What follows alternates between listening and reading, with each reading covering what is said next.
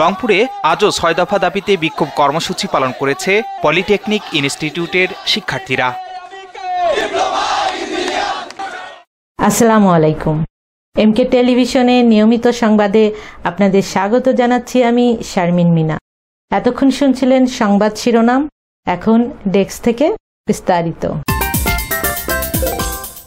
রংপুরে আজও ৬ দফা দাবিতে বিক্ষোভ কর্মসূচি পালন করেছে সকল সরকারি বেসরকারি পলিটেকনিক ইনস্টিটিউটের শিক্ষার্থীরা। শুক্রবার জুমার নামাজের পর রংপুর পলিটেকনিক ইনস্টিটিউট ক্যাম্পাস থেকে মাথায় সাদা কাপড় বেঁধে শুরু হয় বিক্ষোভ মিছিল, যা নগরীর বিভিন্ন গুরুত্বপূর্ণ সড়ক প্রদক্ষিণ করে পুনরায় রংপুর পলিটেকনিক ইনস্টিটিউট ক্যাম্পাসে ফিরে আসে। এ সময় আন্দোলনকারীরা বলেন, তাদের ৬ দফা দাবি সংক্রান্ত বিষয় নিয়ে গতকাল মিটিংয়ে শিক্ষা উপদেষ্টার বসে কথা থাকলেও বসেননি, কোনো প্রকার আশারও বাণী পাননি তারা। ফলে তাদের চলমান আন্দোলন অব্যাহত থাকবে, পাশাপাশি অবিলম্বে তাদের দাবি দাবা মেনে নেওয়া না হলে পরবর্তীতে আরও কঠোর কর্মসূচি গ্রহণ করবে বলে হুঁশিয়ারি জানিয়েছে শিক্ষার্থীরা।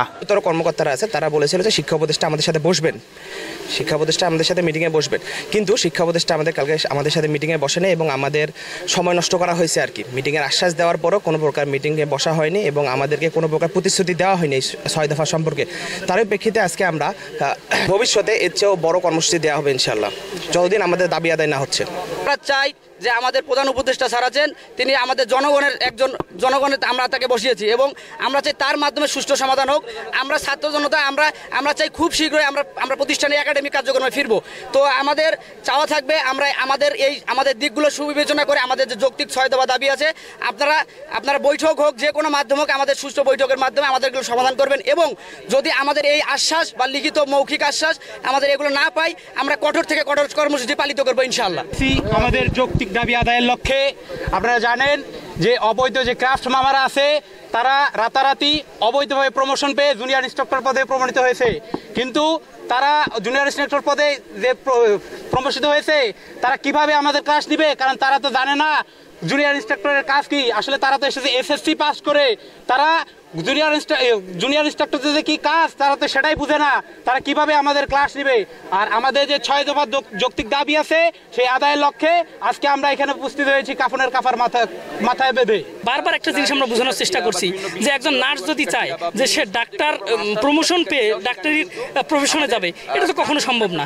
তো আমাদের বিষয়টাও সেম, একদম সাধারণ একটা বিষয়, জেনারেল থেকে উঠে আসে। ক্রাফট ইন্সট্রাক্টর বলতে যে ক্রাফট বলতে আমরা এখানে বুঝিয়েছি যে আমাদের ল্যাব সহকারীরা শুধুমাত্র আমাদের ল্যাব ধোয়া মোছা থেকে শুরু করে আমাদের যান্ত্রিক যে রক্ষণাবেক্ষণ সেই কাজটা করে থাকেন, কিন্তু তারা টিচিং প্রফেশনে সেখানে যেতে চায়। আমাদের গ্রেড হচ্ছে 10ম গ্রেড, কিন্তু তারা তাদের গ্রেডটাকে নিচে নেমে এসে আমাদের 10ম গ্রেডে তারা আমাদের স্থান পেতে চায়।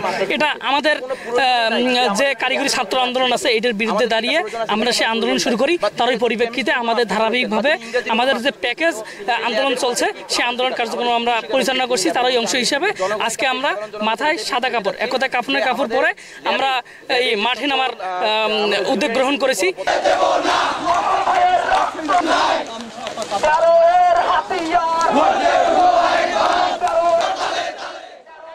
S Rahman, news desk, MK television. শেষ করছি এমকে টেলিভিশনের নিয়মিত সংবাদ। এতক্ষণ সাথে থাকার জন্য আপনাদের সবাইকে অনেক অনেক ধন্যবাদ।